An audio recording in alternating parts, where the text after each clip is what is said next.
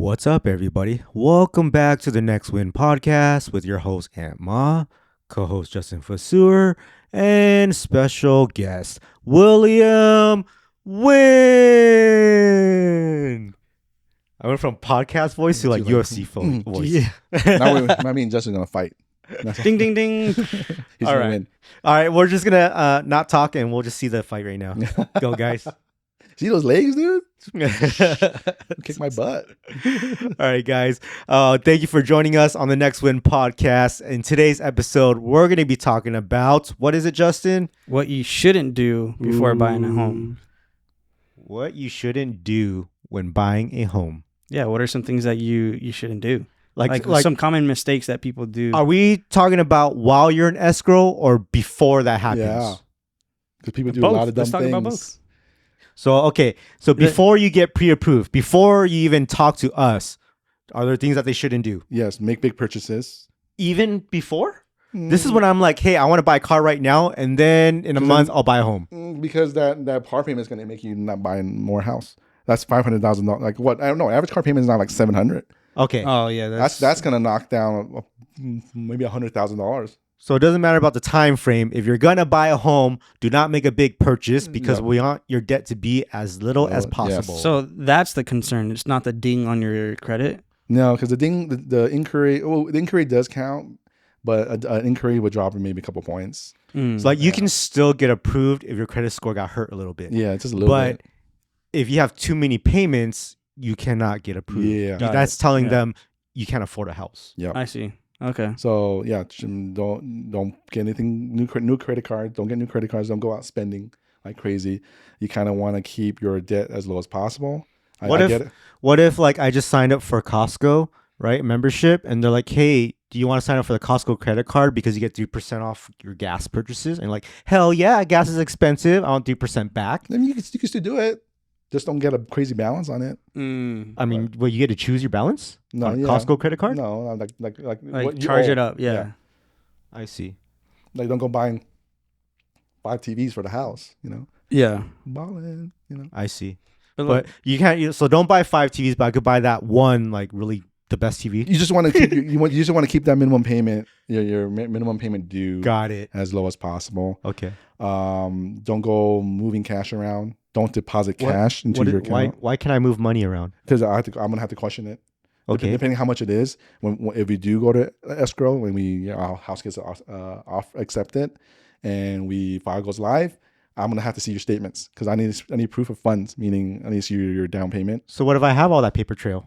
As long as it's 2 months or more, as long as that money's been there as long as you have paper trail, it's fine. Like what if last month my mom gave me 20 grand because she's like, you're gonna buy a home next month, and she's like, here, let me give you 20 grand. In certain scenarios, like she's like, surprise, here's a gift. Yeah, so she didn't even tell you. It's not illegal. However, if you want to save you the hassle of me telling you to ask your mom for 12 months of statements, then okay, yeah. but Wait, so there's what? no problem. So basically, he's saying that I just need to show proof. If where your the money come from. mom said, hey Justin, you told me you're buying a home, go check your bank account. Surprise, I give you 20 grand. I wish right? I had that. Yeah. So Why does that matter though? Like what? Money laundering, a lot of that money laundering, and just regulations that we have. So now they need to Show do a proof. background check on your mom. Yep. What the frick? Unless it's a check, like A check? Why does that matter? a check. If Because it's it's like through the institutions. yeah, no? as long as it's traceable. Yeah, I mean, like everyone, dude. My You'd mom be surprised, man. yesterday, she's like, she sent me Venmo. I'm like, Dad, how did she learn how to use Venmo? I was so shocked. She's like, here, happy birthday. And I'm like, what? And it's for my to take my dog to a dog hotel while we go on vacation. Nice. I was like, oh, Damn, okay, that thanks. must be nice. Yeah, I was like, wow, how'd she know how to use Venmo, dude? But it was just crazy. Yeah, anything like that's fine. But like when it comes to like thousands of dollars, like we just gotta just know that we have to trace it, like big deposits. They're gonna question it. So as a buyer, that doesn't sound like a big deal to me. Yeah, Like, if I I'm saw it's paying- not a big deal for you because It's a big deal for you though, as a lender. No, it's not a big deal for me because it's just a big deal for me to ask you because some clients would be like, why? Or like, I'm not gonna tell my mom to do that. Yeah. Like you move the money. I need like someone. They're like that. You know I why? don't want to go to that hassle. Yeah, I get it. So, guys, if your mom is like off of Social Security money and stuff like that, and then she's spending it on like investing something, and then they gotta trace all this stuff, like, I get it. You don't want to show the lender all that stuff. If you want, So, They can't use that money for investments. so basically, I don't know. I mean, if you want to do it, the magic rule is it has to be seasoned, so it has to be sitting in your account at least 2 months or more. So I only ask for 2 months of statements for your down payment. So I see. yeah, Yeah, I think to answer Justin's question is more True. like if your mom is buying food stamps or she gets food stamp money, right, every month, but then she has also a Mercedes monthly that's payment. I don't report that. We don't report that. Like people get afraid of us report. We don't report that. Like we just need to verify your income and What's where the money the- came from. Craziest question you got asked What's good? Moving money from different countries, from different countries, Yeah, like like- Switzerland or like something? Vietnam. I Oh. had that Vietnam. I mean, why is that fishy? That's fine. It is, but then we have to go. Where's this money come from? Why are you borrowing it? There's no way for us to track it. No, I mean they probably got the money from like marrying their cousin. Yeah, but that's the other concern is that we Can they do that? Man, It's still legit. I mean, a legit reason. it's- it sounds Crazy. it's It's, just crazy. like, let me use my money. It's, Damn. it's because we don't want it's money laundering is one thing. The other one is like we want to make sure that we're lending you money and you're not borrowing money from someone else. That because we're calculating your debt to income based on what we see. What if you're borrowing money from someone else personally? Oh, then you got to add that debt. Yeah, we have to add that debt, or like we can't track it. Oh, that's Now- why Now, they now do. you can't. Now technically you can't afford that house anymore because now you owe $100,000. I get it. That's why they say your family member can send you funds It in the has to form be- of a gift. And then remember, that's why I asked for a letter. It has to be a gift. That way we know that You're not paying anything back. If they're and trying to there's go no after you in debt. court, like no, we have a gift letter. Yeah, I don't have to pay you back. You know what I mean? Like, yeah. and I say that proves to us that yeah, you're not gonna be obligated to pay that person back, and we won't hit you for that debt. Damn. Got it. Yeah, that's So- deep. What else shouldn't a buyer do? Miss a payment on any of your debt. Okay. Yeah, Yeah. that's important. I think we talked about that. That's missing Mhm. payment. It's bad. It's all bad for your credit score and bad because we have to like you're missing 30-day payment. How are you gonna pay your mortgage? Yeah. Right. Okay. So a lot of this is correlates to both before you're pre-approved and while you're pre-approved. Yeah. Now let's get into when you're in escrow and you're within 30 days of getting this home. Okay. Now what shouldn't you do? Almost the same thing. Don't move money around. For sure, don't move money around. What happens if they do? They don't get the house? No, I just gotta track it. Some people. Well, that's what I'm saying. Like, Right. if I'm the buyer and I'm like, William, I'm paying you 20 grand to do your job, I'm gonna move my money around. You're not paying me 20 grand to do your job, by the way. Yeah, you guys I don't pay me. I'm just saying. When I'm thinking about like closing costs, Yeah, yeah, right? yeah. So I'm Oh. talking about like escrow and all this other things. So, Well, I would tell you, just be prepared for me to ask for statements. got it. Yeah, that's the Okay. only hassle. It's not like you can't. You can do it, but I'm gonna ask you. You need to show me statements. Yeah. Be prepared to give me your statements. Just don't move cash. Don't put cash into your accounts because I cannot accept that. Okay. What's the timeline of when you get your loan from the pre-approval to, getting the loan? Like what? It depends. Pre-approval, I just pre-approve you. Yeah. Right. It can be a month, a couple of weeks, something like we pretty fast. Like within a month, we get in escrow. Some clients, like I have one that went in escrow recently. They've been looking for like 6 months. So Okay. So to answer your question, a pre-approval is just to go shopping. search and shop for a home. Like here's your Yeah. limit. Okay. Go Got it. shopping. Getting approved is when you're in escrow. You found that home, you're in escrow, and now you need your final approval from the bank to give you that money. So Yeah. they kind of recheck your information at that point. Recheck and then And actually ask for more. Sometimes ask for more. Like I can check for stuff, but then once it goes in like live, my processors and stuff who takes care of it, they verify your identity. They verify. Oh, don't hide assets. They verify your assets because I have clients that try to hide houses for me. Right? It's Why like, would they want to hide houses? So from you? I don't count their debt. Because even if the house is paid off, guess what else is debt on that house? Property taxes. Property tax and homeowners insurance. I Does- have to count that. Does business debt matter? No, not really. If it's in a corporation, like we don't really look at that unless it shows in your If it shows in your personal credit card, it is your debt. Oh, okay. Business usually does not show up in your personal. As a self-employed person, entrepreneur, I have more business credit cards than personal credit cards. Why? Well, because everything I do is for business, right? Right now we're doing this podcast. It's in my house, Yeah. right? When I'm vlogging, I'm eating, right? So a lot of things are business expenses, which is totally justified. And so I use more business than personal. And because I'm just always recording and working. Protects Alright. protects your personal assets. Oh no, that I totally Yeah. get. I was just curious, like when getting your 800 credit score. Yeah. Yeah. Is that just throughout the history that you were able to develop that, or do you have like hella credit cards in your personal?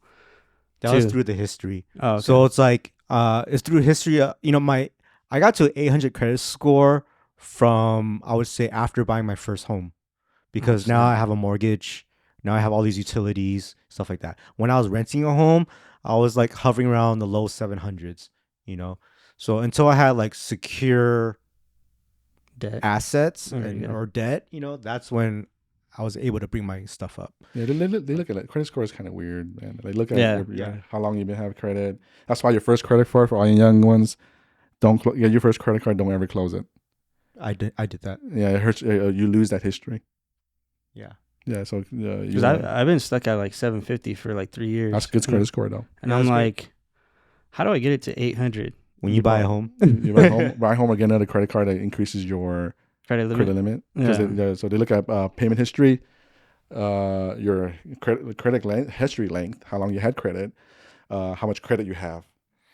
Like, I wasn't able to get a big credit card limit until I had a business.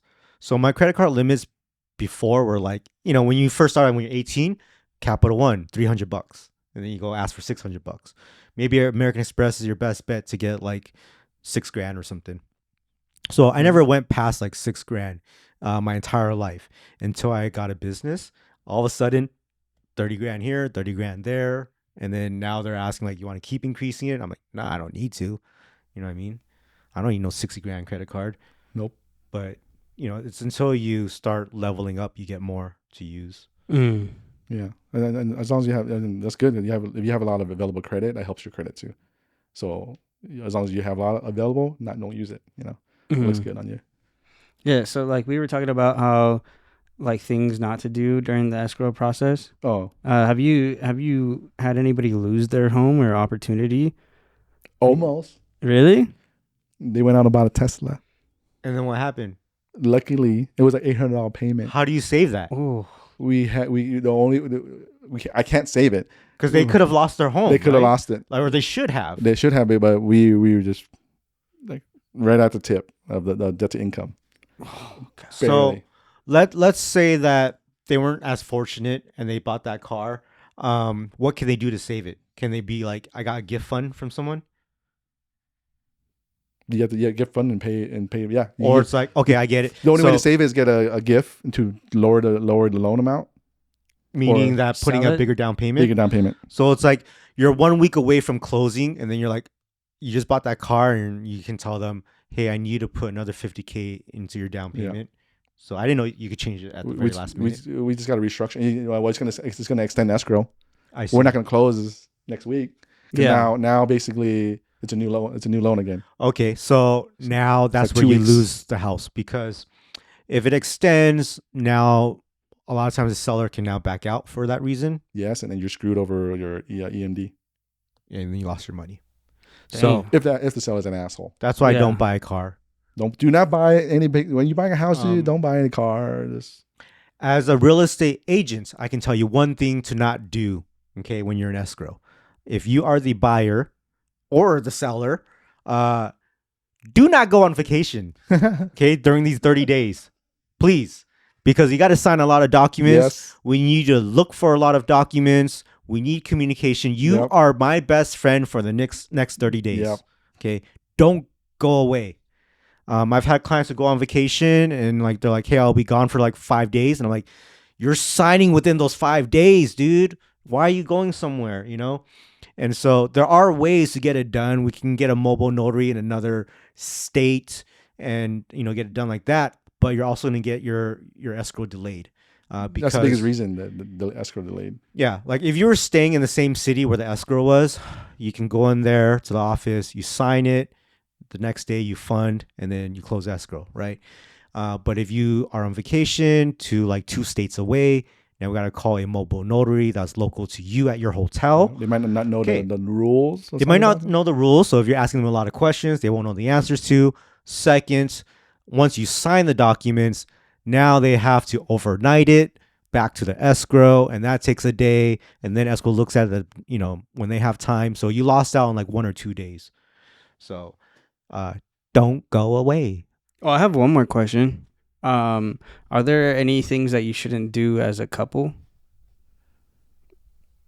I don't know if that question would make sense, but In terms of? like trying to apply for a loan together, or is it the same things, or like I have one thing. If you're doing a FHA loan, first time homebuyer program, even if you are let's say you're married, and let's say my wife has all the debt, example only. Let's say we're married and you have all the debt. yeah. Or I had all the debt. Let's mix that. I have all the debt, and then you want to buy the house, just because I don't stay out of it because I have too much debt. For government loans, FHA loans, we count the spouse's debt too, even if she's not on the loan, or even though the spouse is not on the loan, so it'll still hurt you. That's most important. So if you're doing, if you need to use the FHA program, make sure you know your spouse's debts, because that has hurt deals before. Yeah, I think to answer your question as well, you can always apply with both people, and then the lender will tell you if that other person needs to be on it or not. Yeah, they can always remove people or add people. you don't want to be surprised. Yeah. What I like to do as an agent is I like to have everybody apply that you want to get the house with, and then we'll see who we can take out if they don't want to be on it. That way we already have all the paperwork in and it's all good. It's a lot easier that way for everybody if it's done that way. Yeah, we don't have to call audible or anything. So We've done it before. all right, so I hope you guys enjoyed this episode. We learned a lot of do's and don'ts on when you're trying to buy a home. So please listen to all these notes and also give us a call when you guys are ready to buy a home. And we'll catch you guys on the next episode.